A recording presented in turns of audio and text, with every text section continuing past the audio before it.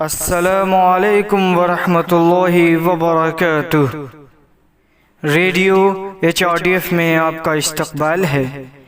روزے کے ایام میں مغرب کی اذان کے وقت افطاری کے کھانے کے انتظار میں ہمیں تقویت حاصل ہوتی ہے۔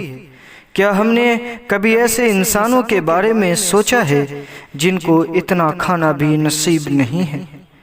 ہمیں نہ صرف اپنا بلکہ دوسروں کا بھی خیال رکھنا چاہیے۔ بھوکے لوگوں کی مدد کے لیے تیار رہنا رمضان اور روزے سے سیکھنے والے سبق ہیں۔ اللہ کل قیامت کے دن انسان کو پکارے گا اور پوچھے گا، اے ابن آدم، جب میں آپ کے پاس بھوکا آیا تو آپ نے مجھے کھانا کھلایا؟ جب میں آپ کے پاس پیاسا آیا تو نے مجھے پانی پلایا؟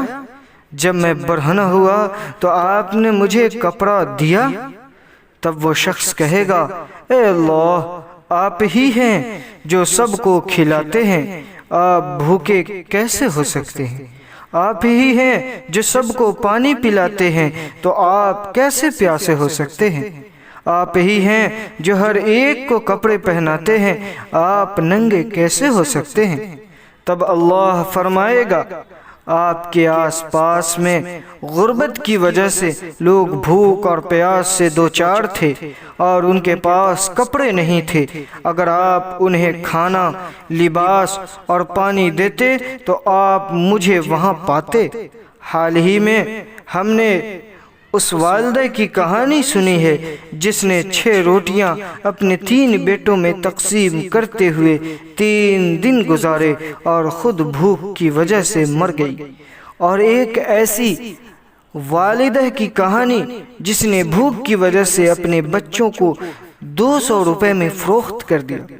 کووڈ-19 نامی اس عظیم تباہی نے جس نے دنیا کو اپنی لپیٹ میں لے رکھا ہے، شاید مستقبل میں ہمارے لیے غربت اور بھوک کی وجہ بن سکتی ہے۔ بہت سے غریب لوگ جو مہینوں تک کام نہیں کر سکتے اور کسی بھی طرح دن گزار رہے ہیں۔ بیرون ملک سے لاکھوں لوگ بے روزگار وطن واپس لوٹ رہے ہیں۔ ہمیں خشک سالی کے دنوں کا انتظار کرنا چاہیے۔ پیارے دوستو، جس کی آنکھیں انسانوں کو دیکھنے کے لیے نہیں ہیں وہ اللہ کو نہیں پا سکتا۔ ہم اپنی صلاحیت کے مطابق دوسروں کی مدد کرنے کے لیے تیار رہیں۔ اللہ ہمیں تمام مشکلات سے بچائے، آمین۔